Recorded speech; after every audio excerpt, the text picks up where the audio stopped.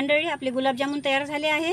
आता आपण हे रक्षाबंधन निमित्त तात्यासाठी गुलाबजामुन बनवले आहे आणि आज रक्षाबंधन निमित्त तात्याला राखी बांधायची माझी खूप इच्छा झाली, तर हा व्हिडिओ तात्यापर्यंत पोहोचवा।